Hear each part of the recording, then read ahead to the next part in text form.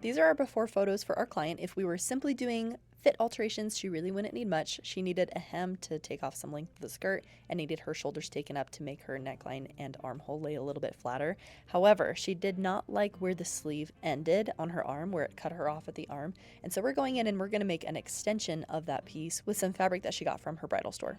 And you know how like this line kind of comes out of nowhere-ish? Yeah, yeah. That is, I think, what we'd have going on right here, where this kind of like just comes out. No, that's great. Okay. That's great. When we're draping something like this on a client, we're using what's called muslin fabric, and it's essentially just a throwaway fabric that we can cut up, we can use for whatever processes we want, and we're not wasting the designer fabrics that she's purchased for her dress. Sometimes designer fabrics can be incredibly expensive. I've seen brocades that are up to $400 a yard.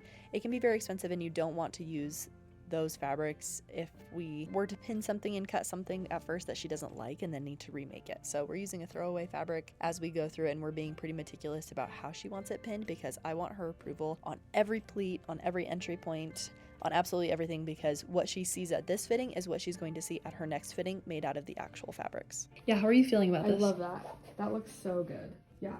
Yes. Good job. Okay. Wow. Well, I think it might also be beneficial if we take this route and do it to just put a little tack to keep these laying down. Yeah, no, for sure. So I think the extra weight will probably make it fall forward.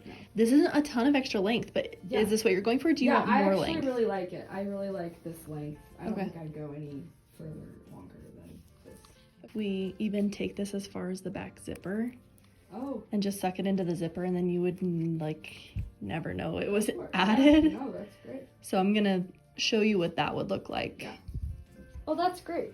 Yeah. How do you feel about that? I love it. It would honestly be in matching materials. Match material, so you won't really be able to tell. Yeah, I like that it's a little bit more coverage. Yeah, let's do that. It will limit your movement even a little bit more than That's okay. what your current sleeve is doing. It still feels like I have a lot of space, so. It does feel like it ends at a more... It makes more sense, I feel like. Yeah. Yeah, I like that. Let's do that. Cool. Because I like how this side is more like seamless. This side feels like there's like a angle, if that makes sense. Yeah. I don't know, but I guess I think difference being I don't have this tucked under. Oh, okay, yeah. So let me come and tuck that under. Does that help the visual? Yeah, I love that. Okay. I think that looks good. Maybe even a little bit narrower, just a titch.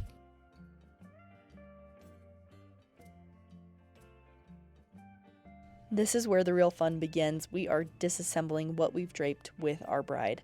And because I know that this is exactly what she wants, I got her approval on every bit of it. I am marking as much as I can. I'm marking where my piece connects to the original dress. I'm marking where my piece folds. I'm marking the entry points. I'm marking every tack point. Everything is getting marked as I go through, so that way I can make it in the real fabrics as similar to what we pinned as possible.